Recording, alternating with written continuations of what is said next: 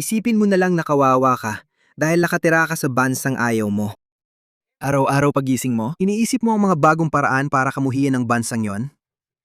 Panuurin mo ang taong ito, tingnan mo ang babaeng ito, aktres yata siya.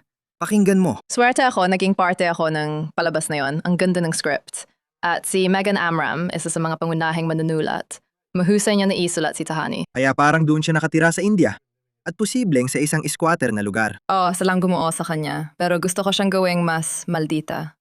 Gusto nila maging napakabait siya kasi iniisip ng mga Amerikano na gano'n ang mga British na nakakatawang isipin dahil masama naman talaga ang mga British. Hindi sa kasaysayan. Seryoso? Parang ginawa talaga para Pumunta kay kayo Thanos. sa museo, Ganun talaga. mga May tol? utang na apat na put, tatlong trillion. Pumunta kayo sa Nag-iisa. Chillicothe. Gawa-gawang numero lang yan mga pare. Pag alis mo, maisip mo, masama ba ugali ng babaeng yon sa akin? Parang lahat naman masama ugali. Sinakop natin. parang Artipakto ganun. lang sa museo. Ako ang museo. Lahat ng makapangyariang bansa ay sinakop ang mga kalapit bansa nila. Kaya nga tinawag itong panahon ng mga imperyo. Ngayon ay nabubuhay tayo sa panahon ng nasyonalismo, mga bansang estado. Ibang kaayusan ng mundo yon, tanga ka. Iyan din ay sinulo ng mga taga-kanluran. Pero ang tanga talaga ng mga to. At dahil lumaki sila na may galit. Para sa bansang tinitirhan nila, hindi ko talaga maintindihan. Paano ka mabubuhay sa bansang ayaw mo? Paano nagagawa yon? Ganito ko ito nakikita. Sabi ng iba, ang Australia ay itinayo sa ninakaw na lupain. Sinakop ng Australia ang lupain ng mga Aboriginal. Bla bla bla. Hindi ko itatanggi ang kasaysayan. Pero hindi ko tatawaging basta-basta ang isang bagay na komplikado. Bilang bansa at lipunang nabuo sa daan-daang taon, masama o nararapat parusahan. Ganito gumagana ang mga lipunan at mga bansang estado. Oo, alam mo rin naman na may nagawang mali ang bansa mo. Hindi mo pa rin sinusuportahan ang parusa sa bansa mo. Ang bansa mo ay napaparusahan lang kapag natalo kayo ng dayuhan sa digmaan. Halimbawa, pinarusahan ng Alemanya at napilitang magbayad ng danyos matapos talunin ng kanluran at ang mga alyado ang Alemanya sa unang digmaang pandigdig. Yun lang ang tanging pagkakataon. Kung nanalo ang Alemanya, sana napilitan ng Pransya at Britanya magbayad ng danyos. Pero hindi nangyari. Kaya ito ang hindi ko maintindihan. Itong kabaliwan ngayon, wala namang talaga nawala sa kanluran. Hindi natalo ang kanluran. Nanalo ang kanluran sa huling digmaang pandigdig. Sinakop ng kanluran ng mundo. Una sa pamamagitan ng militar. Pagkatapos ay sa pamamagitan ng teknolohikal na pag-unlad at ng kanilang kapangyarihang pang-ekonomiya. Kaya hindi natalo ang kanluran. Naging masyadong makatao ang kanluran, masasabi ko, na sinabi nila, alam nyo ba?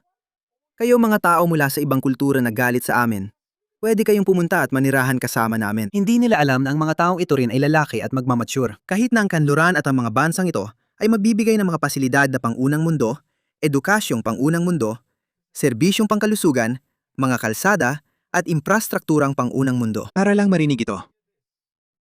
Tunay na ang pinakamasasamang tao sa larang sila si Thanos. Isang daan lang para marinig to. Puta, kung makansela ang British passport mo, mahihirapan kang kumuha ng American visa. Mahihirapan ka talaga. Pakinggan mo to. Ano ang pakiramdam ng pumunta sa Amerika mula London sa ganitong panahon?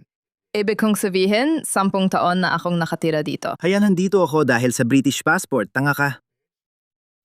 Medyo, sanay na ako dito. Dumating ako 1 taon bago maging presidente si Donald Trump. At nakita ko ang mga pagbabago ng bansa, pati noong pandemya. Kaya malinaw na.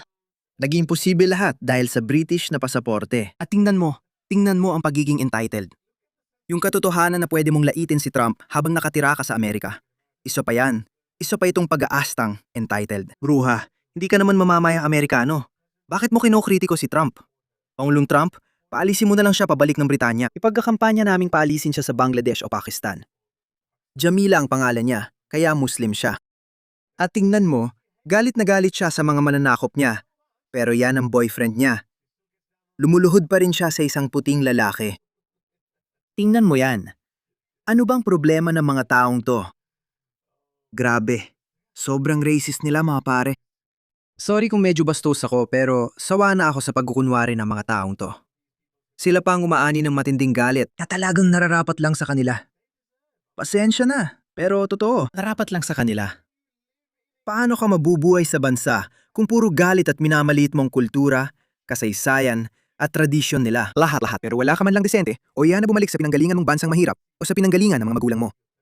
Malamang ipinanganak siya sa Britanya. Ito ay pagtataksil, mga pare. Ibalik ang batas laban sa pagtataksil. Nasabi ko na dati, ibalik ang batas laban sa pagtataksil. Ibigay mo ang buong katapatan mo sa bansang tinitirhan mo.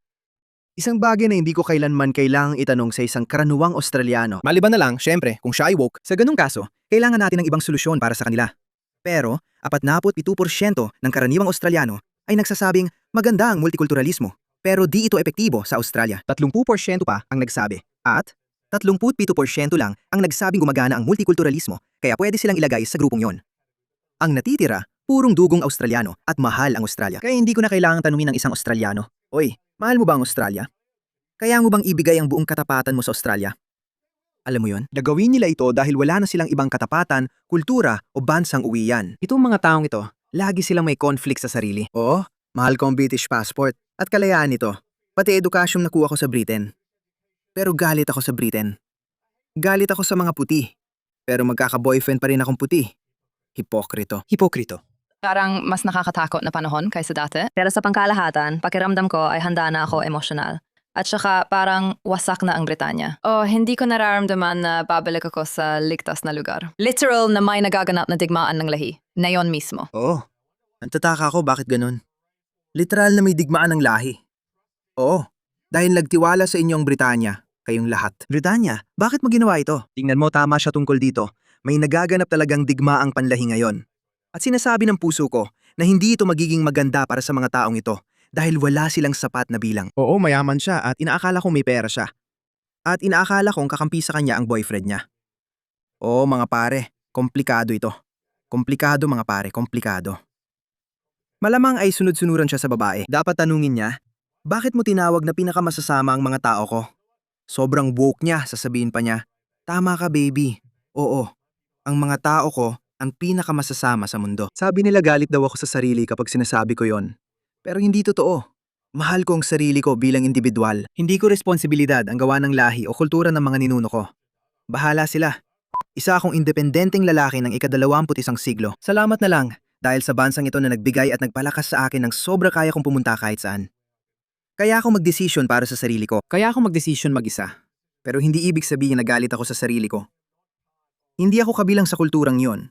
Inihiwalay ko na sarili ko. Pero itong mga puting payaso na galit sa Britanya, galit sila sa Britanya kahit dito pa rin nakatira. Hindi pa nila hinihiwalay ang sarili mula sa Britanya o sa puting Britanya. Hindi pa sila bumabalik sa, hindi pa nila pinaninindigan ang mga sinasabi nila. Hindi pa sila pumupunta sa bansang Muslim na lagi nilang pinupuri o sa iba pang mga bansa sa Global South. Hindi pa nila ginagawa. Kaya sila rin ay mga ipokrito. Gusto nilang manirahan sa Britanya, pero gusto nilang kamuhian. Kinamumuhian nila ang kasaysayan ng Britanya, ang kultura nito, ang tradisyon nito, at ang buong pinagdaanan nito. Kinamumuhian nila ito. Paano mo nagagawa yon? Paano? Hindi ko maintindihan. Hindi ko maatim ang sarili ko. Hindi ako pwedeng tumira sa lugar na ayaw ko. Hindi ko naman sinasabing sobrang galit ako pero alam mo yon, hindi ko gusto ang arkitektura sa mga kalsada o kung ano paman. Ang ibig kong sabihin, sa kultura, ayoko talaga. Parang ayoko lahat tungkol dito. Yung mga tao, kultura, kasaysayan. Bro, anong ginagawa mo dito? Hindi makakabuti sa'yo ang labis na galit. Paano mo natitiis ang sarili mo? Dahil ang Britanya ay matagal nang nasa perimenopause ng matagal na panahon. Parang tayo ang nagsimula. Brexit. Brexit. Bayad Gusto ko na kung ang paano mo Brexit. sinasabi ang tayo.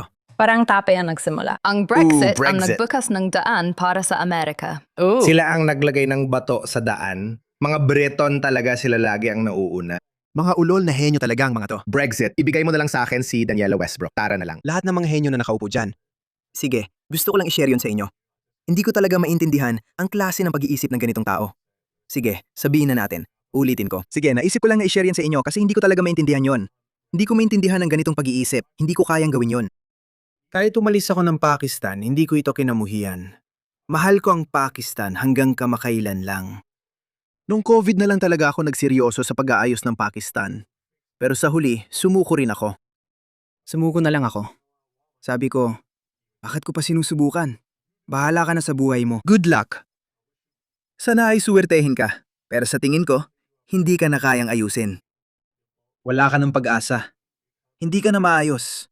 Pero hindi ko na problema yan. Narinig ko lang sa social media. Ganito ako kalayo sa Pakistan. Narinig ko lang na pinapatay ng Pakistan ang sarili nilang mga tao sa tinatawag ng mga Indian na okupadong Kashmir. By the way, Mirpur oh? Baka narinig mo na ang pangalan na Mirpur dahil kalahati ng mga British Pakistani ay galing sa rehiyong ito na tinatawag na Mirpur, isang liblib na lugar sa Pakistan. Mahal na mga British Pakistani ang Pakistan. Ang mga kababaryo nila sa Pakistan ay binabaril at pinapatay. Malaking balita yan. Nakita ko lang ng kaunti, gumawa at nag-post ng ilang tweets. Sabi ko, pasensya na. Kasi marami nagtatanong kung nasaan na ang mga protesta sa London ngayon. Lahat ng mga British Pakistani na ito, na mas pinipili ang Pakistan kaysa England, mamamatay na sana sila sa Pakistan na yon kung hindi sila tinanggap ng Britain. Ganon kabaluktot mag-isip ang mga taong ito. Baluktot ba mag-isip ang mga ito? O ganito lang talaga ang mga tao? Ganito kumilos ang tao. May sariling katapatan ng mga tao sa kanilang mga ninunong kultura. Malakas ang impluwensya ng kultura. Alam mo, hindi ito basta-basta nawawala sa loob lang ng 1 o 2 henerasyon o kahit 3 o 4 na henerasyon.